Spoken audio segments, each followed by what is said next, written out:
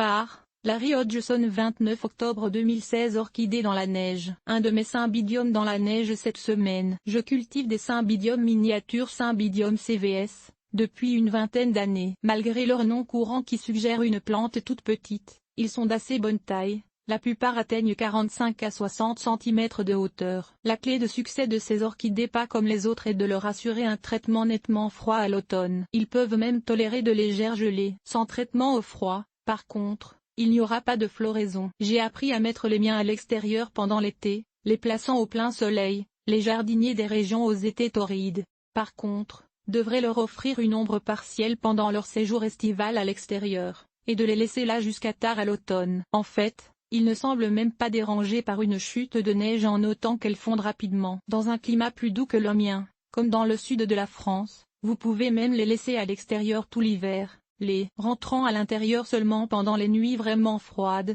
mais au Québec, les périodes prolongées de température glaciale rendent cela impossible. Ce sont des plantes subtropicales après tout.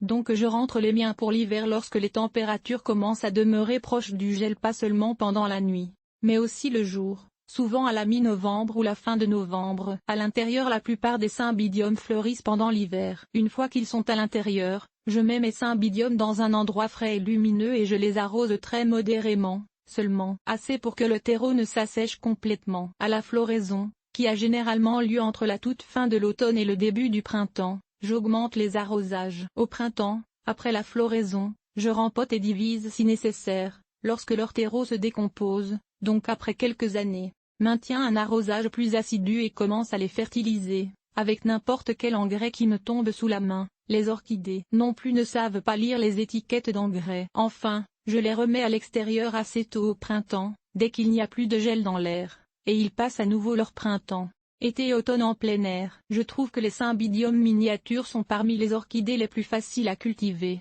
à condition que vous avez la possibilité de les mettre à l'extérieur pour la belle saison et que vous ne les rentrez pas trop tôt à l'automne. Les autres orchidées, n'essayez pas un tel traitement au froid avec la plupart des autres orchidées. La vaste majorité de celles qui sont cultivées comme plantes d'intérieur, y compris les très populaires Phalaenopsis, sont des plantes tropicales et ont besoin d'une chaleur au moins modérée en toute saison.